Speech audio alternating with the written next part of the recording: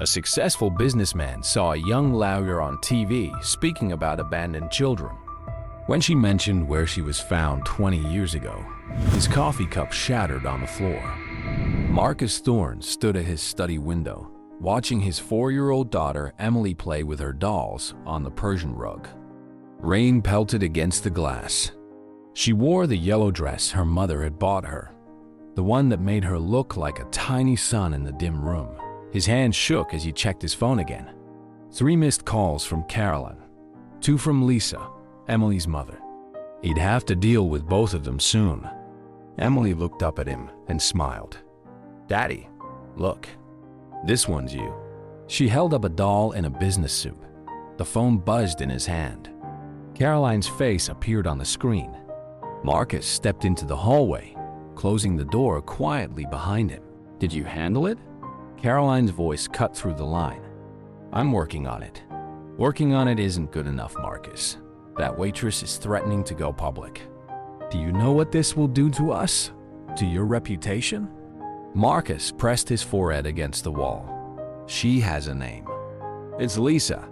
I don't care what her name is. Fix this, or I'll tell everyone about Miami, about what really happened with those contracts." The line went dead. Marcus loosened his tie and took 3 deep breaths. His phone buzzed again immediately. "Lisa, stop ignoring my calls," Lisa said when he answered. "I mean it, Marcus. Either you publicly acknowledge Emily as your daughter and set up proper support, or I'm going to the press. I've got proof. DNA tests, photos, everything. You're asking me to destroy my marriage, my business. I'm asking you to be a father to your daughter. You've got until tomorrow to decide." After that, every news outlet in Boston gets the story. Marcus ended the call and walked back into his study. Emily had arranged her dolls in a circle. They were having a tea party. "Emmy," he said, using his weekend dad voice, "how about some ice cream?" Her face lit up. "Can I get strawberry?" "Sure thing, princess. Get your coat." Marcus helped her into her little brown coat, the one with golden buttons that matched her hair. His hands trembled as he did up each button. In his pocket, his phone kept vibrating. The drive was quiet except for Emily's humming in the back seat. Marcus took Highway 95, passing 3 exits before he saw the rest stop sign. His chest felt tight. "Daddy needs coffee," he said, pulling into the nearly empty parking lot. "And they have a playground here. Would you like that?" Emily nodded eagerly, already unbuckling her seatbelt. The rest stop was deserted except for a truck driver walking his dog near the trees. Marcus bought a coffee from the vending machine. It tasted like metal and guilt. "Push me on the swings, Daddy." Marcus watched her run to the playground, her yellow dress bright against the gray sky. He thought about his own father, about the day he left and never came back, about how that felt. His coffee cup shook in his hand. Emily was going higher and higher on the swings, laughing. She didn't notice when he walked back to the car. Didn't see him open the driver's door. Didn't hear the engine start. In the rearview mirror, her yellow dress got smaller and smaller until it disappeared completely. Marcus drove. The highway stretched ahead of him, empty and wet.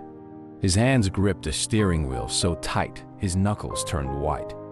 The coffee cup sat untouched in the holder, growing cold. He thought he might throw up, or turn around, or call the police on himself. He did none of these things. When he pulled into his driveway an hour later, the rain had stopped. The house looked exactly the same. Nothing had changed, except everything had. His phone rang. It was Lisa. He let it ring. Marcus sat at his desk on Monday morning, staring at the contract in front of him. The words blurred together. His secretary knocked on the door. "Mr. Thorne? The Ninema is here. Cancel it. Cancel everything today." His phone hadn't stopped ringing since last night. Lisa's calls. Then the police. Then Lisa again. He'd told them Emily was with her mother. Told Lisa she was with him. Now they all knew neither was true. "Did you check the news?" Caroline's voice came from his office doorway. She held up her iPad. "They're calling her the Highway 95 girl." Marcus's throat closed up. "I can't talk about this here." They interviewed the truck driver, the one who saw her on the playground. He said she was wearing a yellow dress. The coffee in Marcus's stomach turned to acid. He grabbed his trash can and threw up. "Jesus Christ, Marcus." Carolyn closed the door. "Pull yourself together. If anyone connects this to us? His voice cracked. "There is no us. I did this. Me. And I helped you cover it up. That makes me an accomplice." She leaned over his desk. "If you crack, if you break down and confess, I'll make sure everyone knows about Miami. About the bribes. About everything." Marcus wiped his mouth. "Get out." That night, the dream started. Emily on the swings, going higher and higher until she disappeared into the clouds. Emily in her yellow dress, walking along Highway 95 forever. Emily growing older on the playground, waiting for him to come back. He woke up sweating at 3 a.m.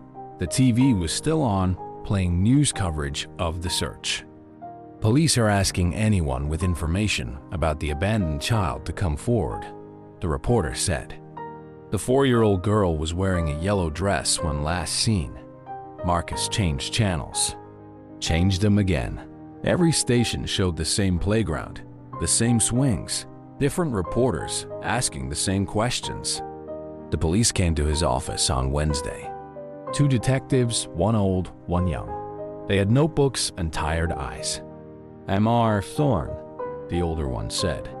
"We're following up on a missing persons case. A woman named Lisa Chun named you as a person of interest. I've already told the other officers." Emily was with her mother. "Miss Chun says different." The younger detective studied his face. "When was the last time you saw your daughter, Mr. Thorne?" "She's not." Marcus stopped. "I haven't seen her in weeks."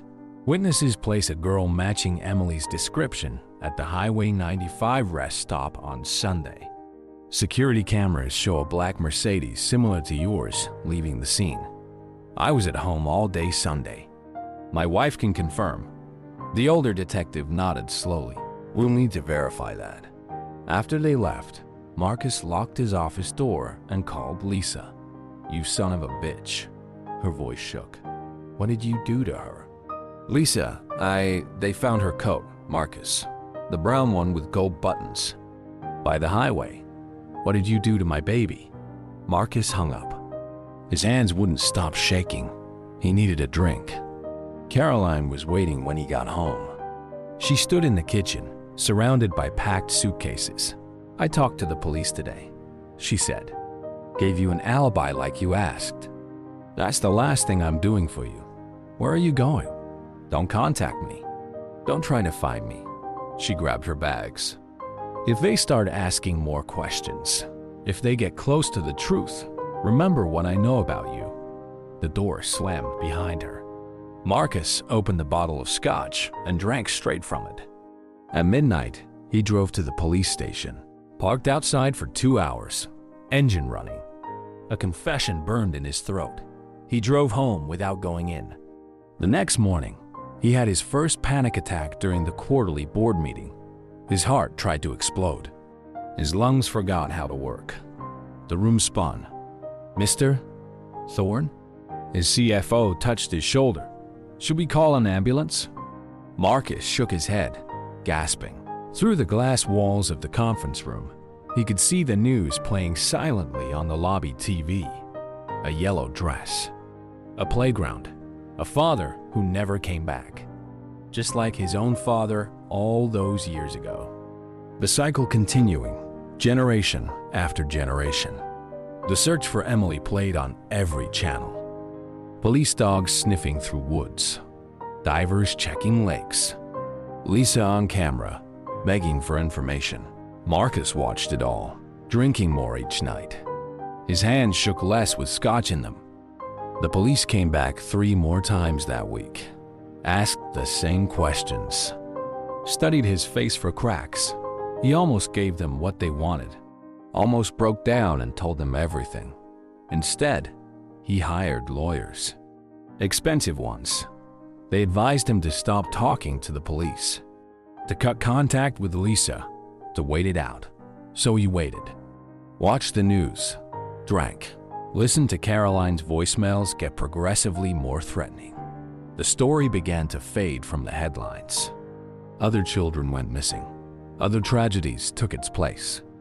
But every night, Marcus dreamed of yellow dresses and empty playgrounds, of a little girl waiting for her father to come back, not knowing he never would. Just like he had waited all those years ago. 6 months had passed. Marcus didn't recognize his own reflection anymore. The man in the mirror had hollow eyes and 3-day stubble. He hadn't been to the office in weeks. A knock on his hotel suite door made him jump. He'd been living here since Caroline left, surrounded by room service trays and empty bottles. "Mr. Thorne?" A man's voice. Not the police this time. "My name is James Cooper. I'm a private investigator." Marcus opened the door. The guy was short, balding, with a camera hanging around his neck. "Miss, Chum hired me," Cooper said, stepping inside without waiting for an invitation. "She's very persistent. I have nothing to say to you." Cooper dropped a manila envelope on the coffee table. Photos spilled out. Marcus at the rest stop. The black Mercedes. Emily in her yellow dress. "Gas station security cameras," Cooper said. "Not great quality, but enough to raise questions. The kind of questions that could hurt a man in your position." Marcus's hand started shaking. "What do you want?" "Miss Chun wants the truth. I want $50,000. Get out. I've got copies." Cooper headed for the door. "You have until Friday to decide. After that, these go to the police." And the press. Marcus spent the next 3 days trying to drink himself numb. His phone kept ringing. Lisa, the office, Caroline's lawyers. On Thursday, Caroline came to the hotel. "You look like shit," she said, stepping over an empty scotch bottle. "The board is talking about forcing you out. Let them." "I found the receipt," she said, "from the gas station near the rest stop, the one you threw away. I always wondered why you came home so late that Sunday." Marcus didn't answer. "Did you kill her?" Caroline's voice was barely a whisper. "No." His hand shook as he poured another drink. "I just left." Caroline stared at him for a long moment. Then she took off her wedding ring and placed it on the table. "The divorce papers are coming tomorrow. Sign them or everyone finds out what you did." Both in Miami and on Highway 95. After she left, Marcus called Cooper, arranged the payment, bought the silence he didn't deserve, but the photos haunted him. Emily's yellow dress, his own face, captured in grainy black and white, walking away from his daughter. His business partners started asking questions. Where was he? When was he coming back? What was happening to their investments? Marcus ignored them all. Spent his days watching the news, searching for any mention of Emily. Spent his nights trying to drink away the dreams. One night, drunk and desperate, he drove to the police station again, sat in the parking lot with a handwritten confession in his pocket. A cop walked by his car, looked right at him. Marcus started the engine and drove away. The next morning, his secretary called. "The board is meeting without you. They're voting on new leadership. Let them vote." His voice was rough from scotch and silence. "And sir, there's a reporter here. She's asking about Miami." Marcus hung up. His hands wouldn't stop shaking. He opened another bottle. Caroline had kept her word. She was burning everything down. The business empire he'd built was crumbling. The reputation he'd protected was in tatters. The lies he'd told were unraveling, but none of it mattered. All he could see was that yellow dress getting smaller in his rearview mirror. His phone rang. "Lisa, they're closing the case," she said. Her voice was hollow. "They're calling it a cold case. My baby is out there somewhere, and they're just..." Giving up. Marcus said nothing. I know it was you, she whispered. I know you took her. I know you left her there. I'll never stop looking, never stop trying to prove it. She hung up. Marcus poured another drink. The TV played silently in the background. A new missing child, a new tragedy. Emily's story was old news now, but Marcus saw her everywhere. In every child on the street, in every yellow dress in a store window, in every playground he passed. He checked out of the hotel that night, found a smaller one, farther from the city, farther from the memories. The next morning, Cooper called. Someone else is asking questions, he said. A reporter. She knows about Miami, about the contracts, about everything. I paid you. This isn't about our deal. This is a courtesy call. The walls are closing in, Mr. Thorne. Might want to think about getting out of town. Marcus hung up. His hands were steady for the first time in months. He knew what was coming. The investigations, the questions, the truth. Just like his own father, he'd run away from his responsibilities. Left a child waiting, wondering why daddy never came back. The cycle continued, generation after generation. Marcus poured his last drink and watched the sun set over the city he used to own. Tomorrow, the real fall would begin. 5 years passed like a slow-motion car crash. Marcus sat in his downtown office, smaller now, reading the leaked documents for the 10th time. Someone had connected the dots between Miami and Highway 95. His phone buzzed. Emergency meeting in the conference room, his new secretary said. Your lawyers are here. 4 men in expensive suits waited for him. They spread papers across the table like playing cards. This is bad, Marcus. Richard Chung, no relation to Lisa, his lead attorney, pointed to highlighted sections. Someone's been digging. They found the money trails from Miami, the fake contracts, the bribes. What about Marcus's voice caught? The rest stop incident? Not directly connected. Yet, Richard shuffled papers. But if they keep pulling threads, a knock interrupted them. Marcus's secretary poked her head in. Sorry, sir. There's a reporter from the Globe in the lobby. Says she has questions about a cold case. Marcus's hands started shaking. He hadn't touched alcohol in 2 years, but the tremors never stopped. Tell her I'm not available. She says she'll wait. Richard gathered the papers. Don't talk to anyone. Not the press, not the police, not your ex-wife. We'll handle this. But they couldn't handle everything. The next morning, a journalist named Sarah Martinez called his direct line. Mr. Thorne? I'm working on a story about unsolved missing persons cases. Specifically, the Highway 95 incident from 5 years ago. No comment. I also have some questions about Miami, about certain contracts that Marcus hung up. Called Richard immediately. She knows, he said. About both, stay calm. I'm sending someone to talk to her editor. But Sarah Martinez wasn't easily stopped. She showed up at his apartment that night. 5 minutes, Mr. Thorne. That's all I'm asking. He closed the door in her face, called Richard again. She's persistent, Richard said. But everyone has a price. Find it. The next day, Richard reported back. She won't take money. Says it's about justice, not profit. Marcus stared out his office window. A school bus passed below. Every yellow vehicle made his heart stop now. His phone rang. Caroline, the reporter called me, she said. Asked about Miami, about that Sunday. Don't say anything. I won't. But Marcus? She knows. About everything. It's only a matter of time. That night, chest pains woke him at 3 a.m. The doctor had warned him about stress, about his heart.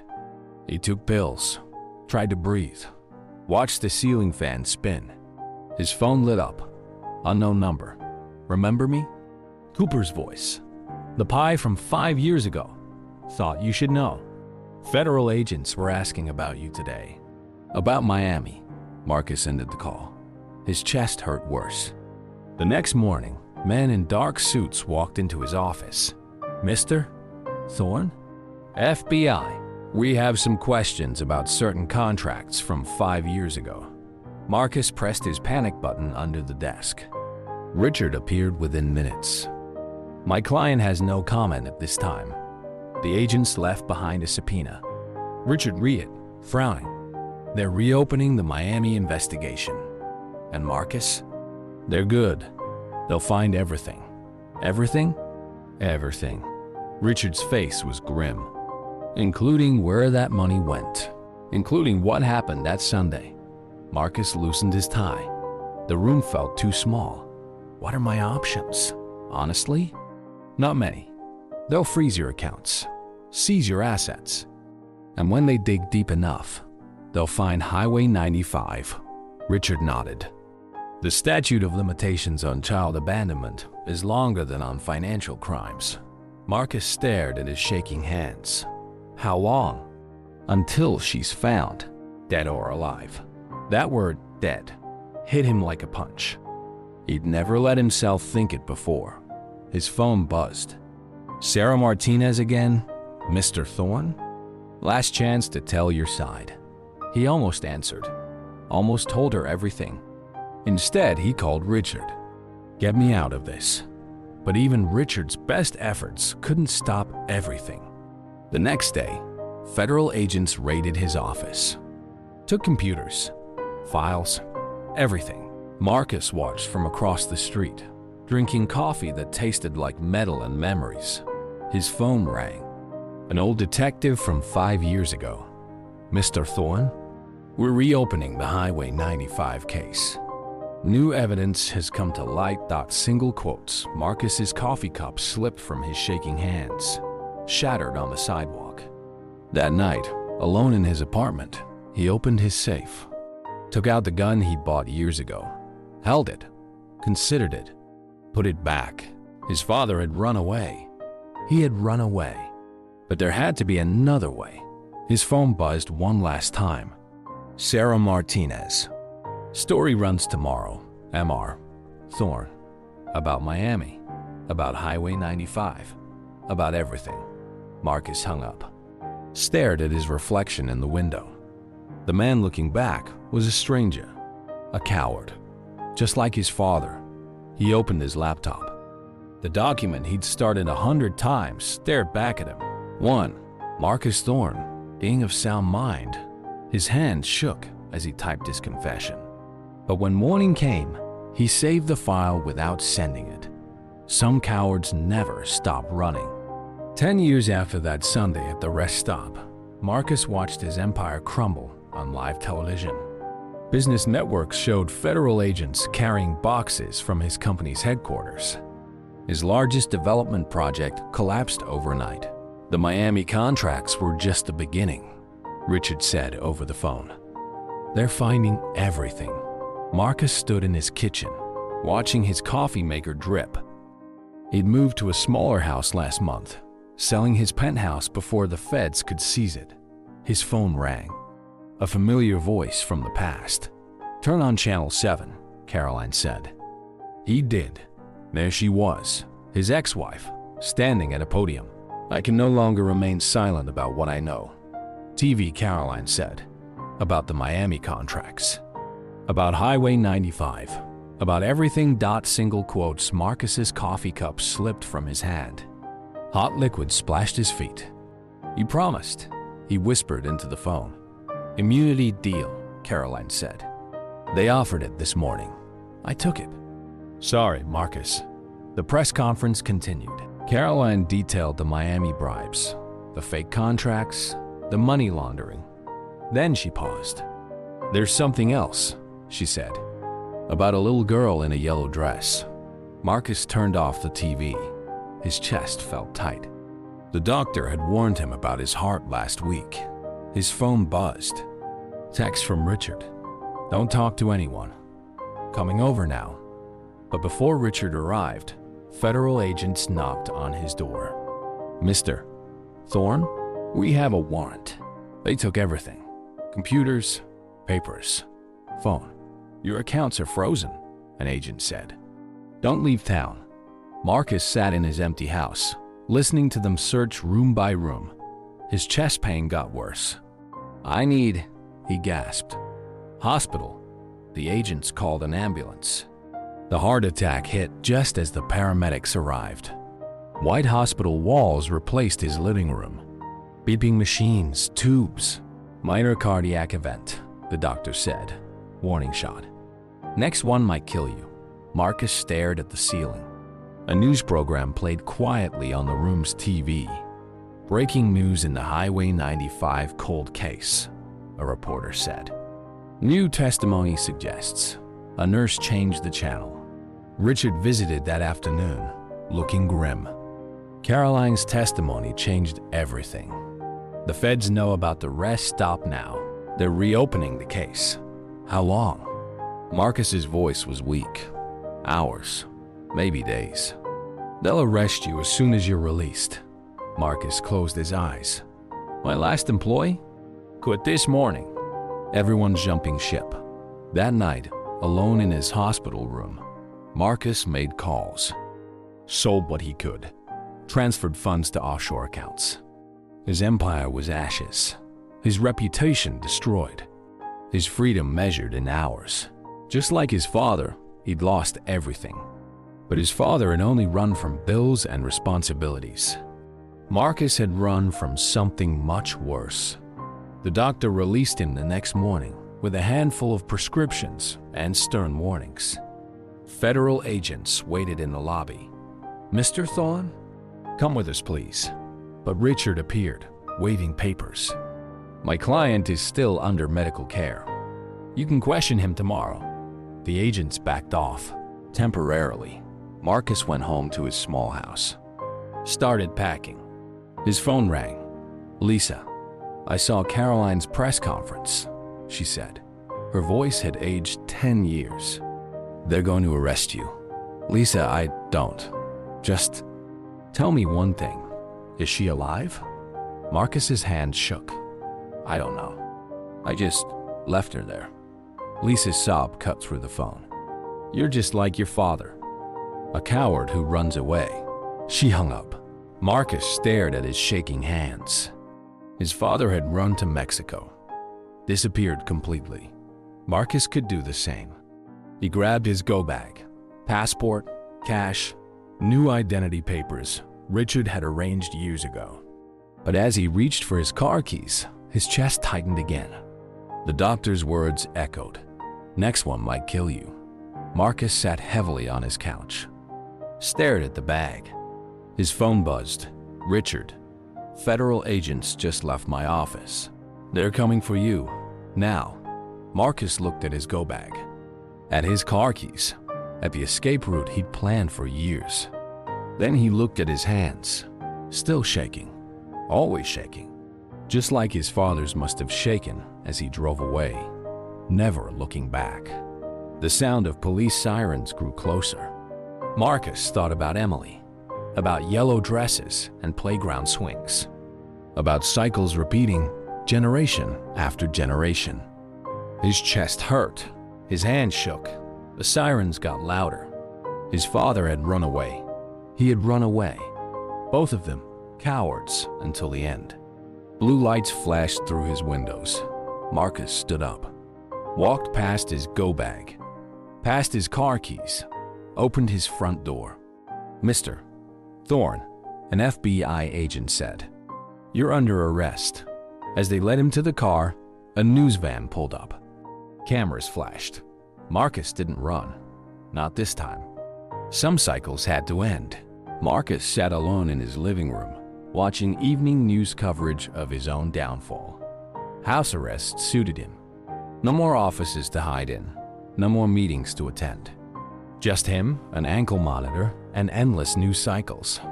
He reached for his coffee cup. Standard evening routine now. Coffee instead of scotch. Doctor's orders. The news anchor's voice droned on. In other news, a prominent human rights lawyer is making waves with her advocacy for abandoned children. Marcus's hand froze halfway to his mouth. The screen showed a young woman at a podium. Blonde hair, strong jaw, familiar eyes. His coffee cup hit the floor, shattered. Speaking from personal experience, the woman said, "I was found at a rest stop on Highway 95 20 years ago. Marcus couldn't breathe. She looked like Lisa, like him, a perfect blend. I was wearing a yellow dress," she continued. "A truck driver found me playing alone on the playground. Coffee spread across his floor like spilled ink. Marcus didn't move to clean it. That's why I've dedicated my life to these cases," she said. "My name is Emily Chun, and Marcus, lunged for the remote. Hit mute. His hand shook violently. Emily, his Emily, alive, successful, strong, without him. He grabbed his laptop, typed her name with trembling fingers. Headlines filled his screen. Rising star attorney champions children's rights. Highway 95. Survivor becomes advocate. Emily Chun. From abandoned child to legal crusader, pictures showed her at law school graduation, at charity events, outside courthouses. His phone rang. "Lisa, did you see?" Her voice shook. "Yes, she did it all without you. Became someone amazing without you." Marcus stared at his daughter's face on the screen. "I know. The police want to reopen the case. Now that she's in the public eye, I know that too." Lisa was quiet for a moment. "She has your chin." "Your eyes." Marcus ended the call. Couldn't bear more. He spent the night reading everything he could find about Emily. Harvard Law School. Top of her class. Multiple awards for child advocacy work. His hands wouldn't stop shaking. At 3 a.m., he opened his email. Started typing. "Dear Emily, 20 years ago, I made the worst decision of my life. I was your father, and He deleted it. Started again. "Emily, you won't remember me, but..." Delete. "I saw you on the news tonight." Delete. Delete. Delete. The sun rose. Marcus hadn't slept. His laptop showed dozens of unfinished emails. His phone rang. "Richard, I assume you saw the news?" "Yes, this changes things. Her public profile? The timing with your case. I know, Marcus, they'll connect the dots. It's only a matter of time." Marcus stared at Emily's photo on his screen. Let them. He spent the day watching every video he could find of her. Interviews, speeches, court appearances. She was brilliant, passionate, everything he wasn't. His hand shook as he made coffee after coffee. Cups piled up. At midnight, his phone rang again. Unknown number. Thorne, a familiar voice. "Detective Ross, from the original case. We need to talk about Emily Chun." "You've seen the news then?" "Yes, we're reopening the case." Her public position changes things. Marcus watched another video of Emily. She was speaking about children's rights, about responsibility, about justice. "I understand," he said. "We'll be in touch." Single quotes. Marcus opened his laptop again. Found the donation page for Emily's organization. His hand shook as he typed in the amount. 7 figures. Anonymous. It wasn't redemption. Wasn't even close to enough, but it was something. He watched the sun rise again. Watched more videos. Read more articles. His phone kept ringing. Richard, Lisa, Detective Ross. He ignored them all. On his screen, Emily Chun stood at another podium. Strong, confident, whole. "Every child deserves to know they matter," she said, "that they're not disposable." That running away isn't the answer. Marcus's hand shook as he reached for another coffee cup. Some cycles had to end.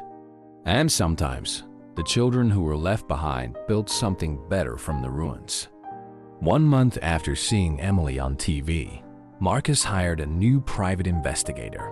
Not Cooper this time, someone more discreet. "Find everything," he told her, "but don't approach. Don't interact. Just watch." Sarah Wu nodded, taking notes. "And if she notices, then we're done. I just need to know she's okay." The first report came 3 days later. A manila envelope slipped under his door. Marcus's hand shook as he opened it. Photos spilled out. Emily walking into her office. Emily getting coffee. Emily arguing a case in court. Subject maintains regular schedule, the report read. Lives alone in Cambridge apartment. Works 60+ hours weekly at Children's Rights Law Center.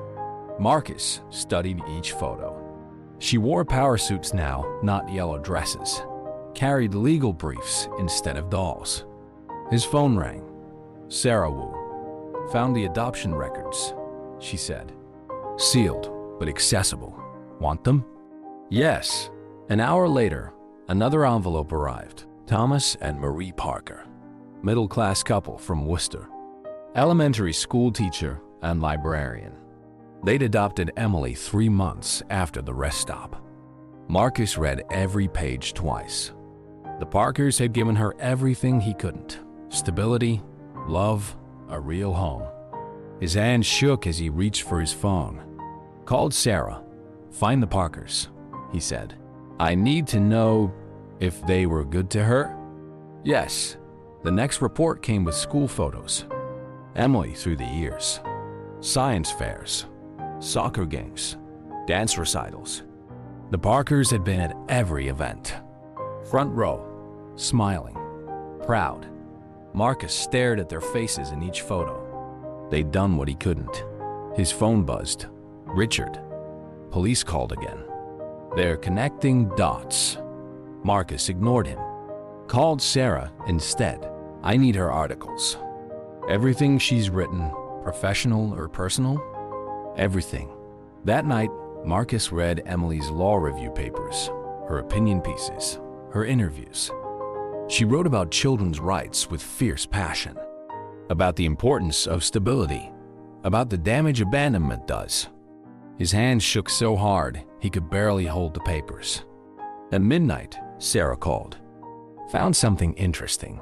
She volunteers at a support group for abandoned children. Marcus's chest tightened. When? Tuesday nights. Want details? No surveillance there. That's private. But he marked his calendar anyway. Every Tuesday night, he thought about that room, those children, his daughter helping them heal.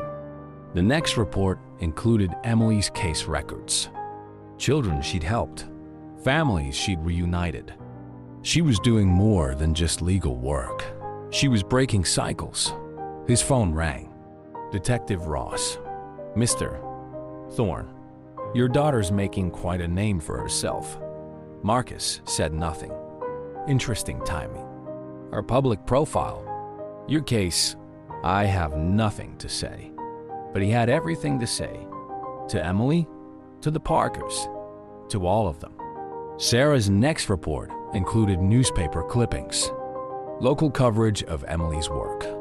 Most promising young lawyer in Massachusetts. One headline read, "Champion for Children's Rights," said another. His hand shook as he pinned them to his wall. A timeline of the daughter he'd thrown away. Then Sarah found the blog. Emily's personal writing from law school. "I don't remember his face," one post read. "But I remember the yellow dress, the playground, the waiting." Marcus slammed his laptop shut. His chest hurt. His phone rang. "Lisa, the police showed me photos," she said. "From that day, security camera shots. Lisa, she was looking for you. After you walked away, they caught it on camera. She kept looking." Marcus ended the call. Called Sarah. "No more reports," he said. "We're done. Mama Thorne. She's better without me. Always was." He spent that night sorting the reports. The photos. The articles. His daughter had become extraordinary. Not because of him. Despite him, his hand shook as he gathered everything into a box. One last photo caught his eye. Emily at a fundraiser.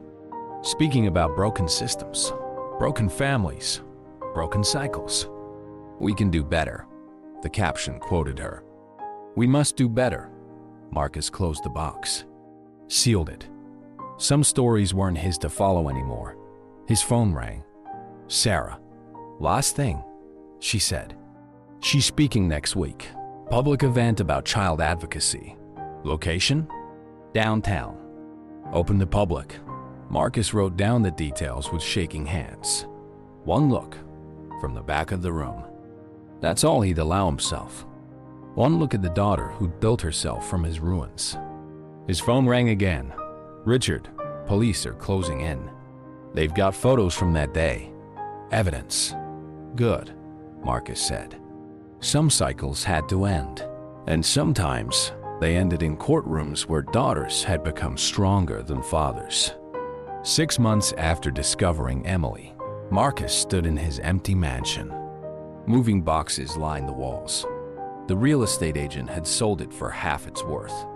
Sign here, she said, pointing at the closing papers. His hand shook as he wrote his name.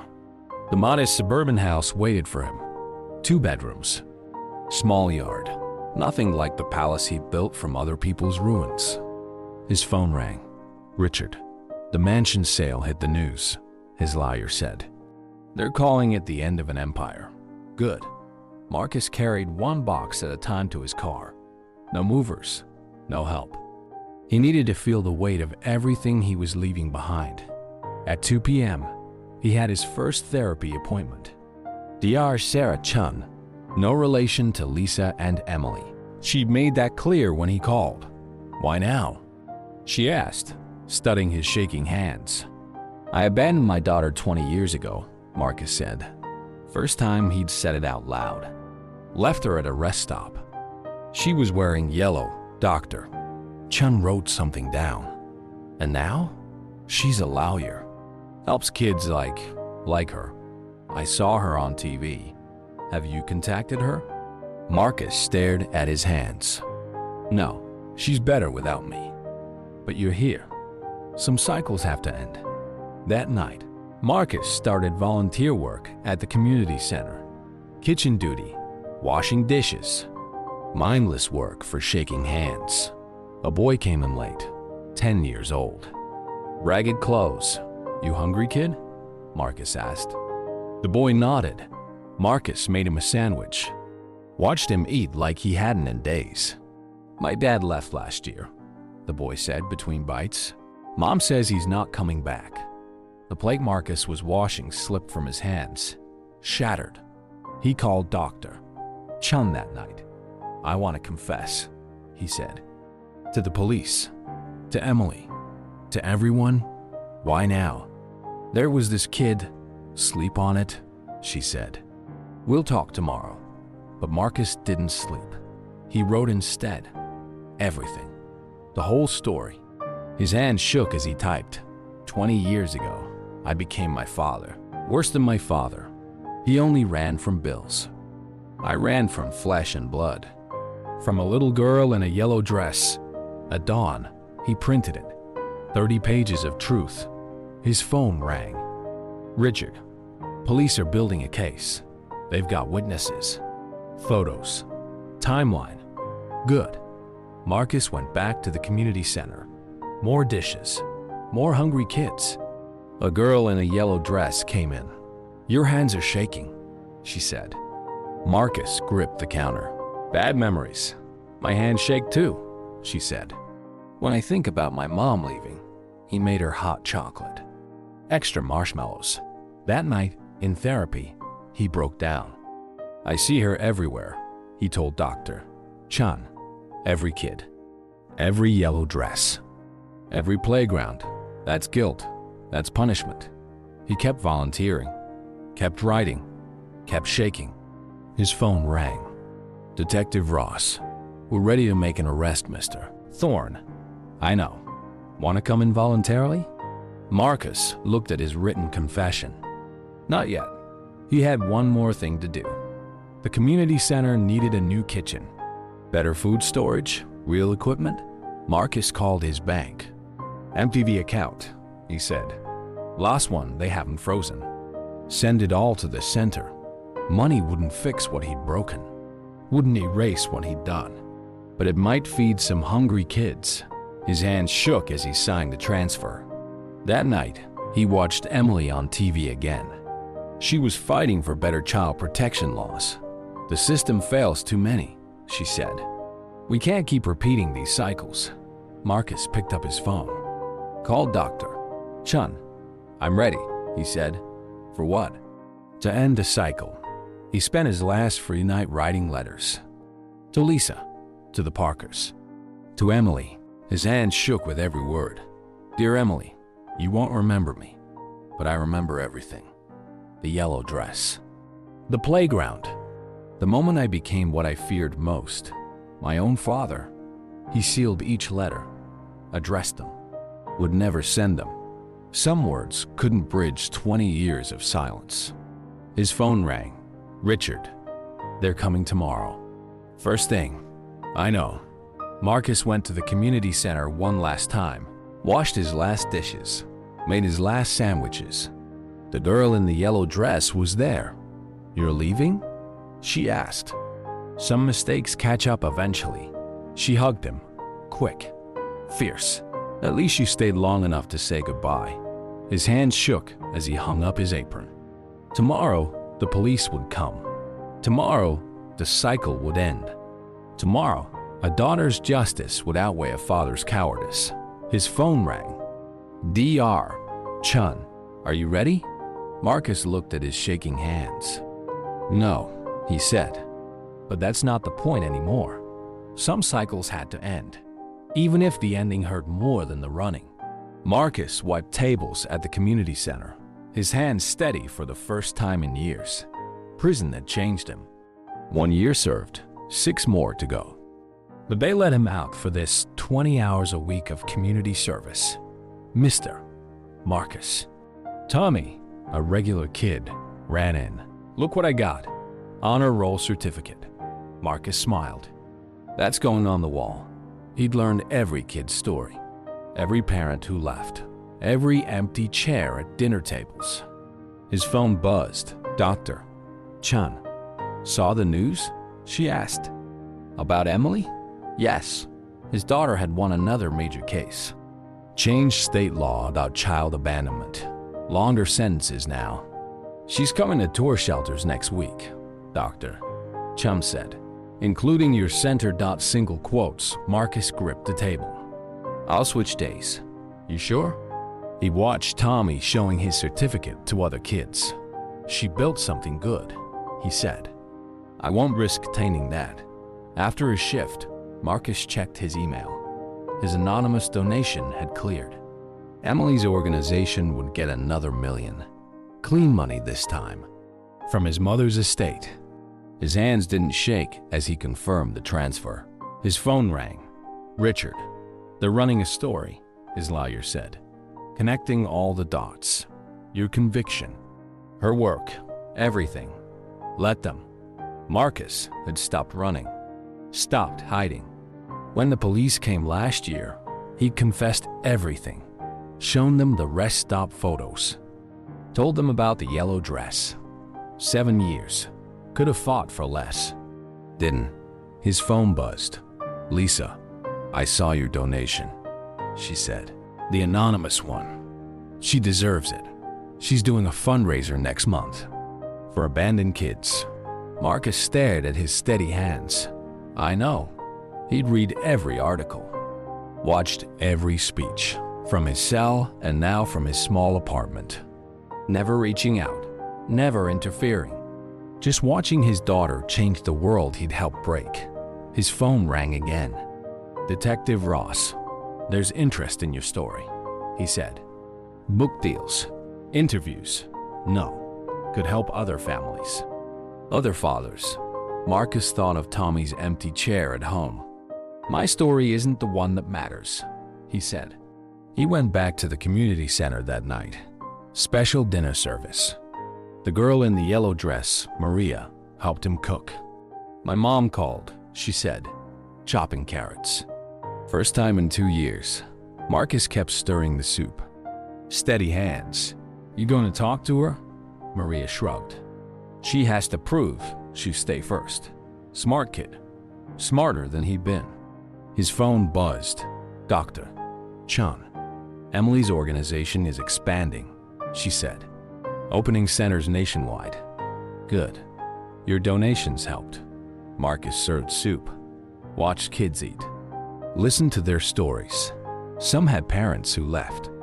Some had parents who stayed, but might as well have left. All of them needed more than just food. His phone rang. Richard. 7 years was too much, his lawyer said. We could appeal. No. Marcus had earned every day. Would serve every day. Between prison and community service, he'd found something he'd never had. Peace. His hands stayed steady as he washed dishes, stacked chairs, cleaned floors. Tomorrow, he'd go back to his cell. Next week, he'd return here. The cycle had ended, not with redemption. He didn't deserve that. But with something quieter, something truer. His phone buzzed one last time. Unknown number. Dad? Marcus froze. That voice. Emily? Silence stretched. His hands gripped the phone. I got your confession, she said. From the detective, Marcus couldn't speak. I can't. She took a breath. I just needed you to know. I saw what you've been doing. At the center, the donations. I'm sorry, he whispered. 20 years too late. I know. More silence. I have to go. Emily, don't contact me again.